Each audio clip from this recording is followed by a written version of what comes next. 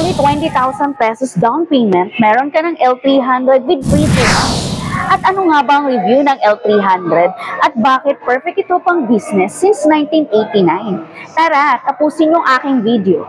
By the way, I'm Azel, sales consultant of Mitsubishi Peak Motors Jose Abad Santos. Please subscribe my YouTube channel and follow my TikTok account for more updates and prices promo.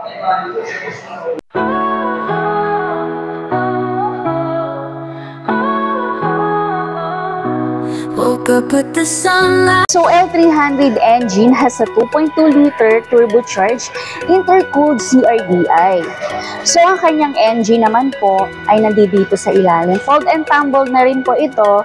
Then nandito na rin po sa ilalim yung tools niya and yung jack sa likod naman po. So dito naman sa driver side, it has 2 spokes. Then ang kanyang gear type, ball and nut with power steering. And malawak na rin ang kanyang windshield for better driver visibility.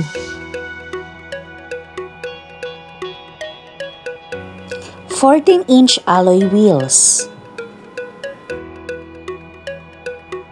Sa passenger seat naman guys, is malawak na yung loob. Kasya ang gamit, kasya ang buong pamilya kapag may outing, at kahit maghakot naman kayo ng mga gamit. So sa passenger naman po guys, ay kasya po ang 14 katao. Folded and tumble na rin po ang upuan niya.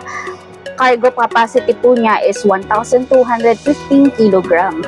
Then, nawa-wide na rin po yung pintuan niya para ma-open yung space sa pintuan para makapagpasok po ng mga gamit or pag mayroon po kayong mga delivery.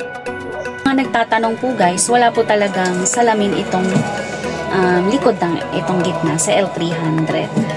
Optional po ito. Kung gusto niyo po palagyan po, pwede rin po. Pero pagka binili niyo po ito, wala po talaga siyang salamin dito sa likod po. For dimension naman guys, sa length niya is 4,400 mm. Sa width naman, sa likod, it has 1,695 mm. Sa height naman niya ay meron siyang 1,915 mm.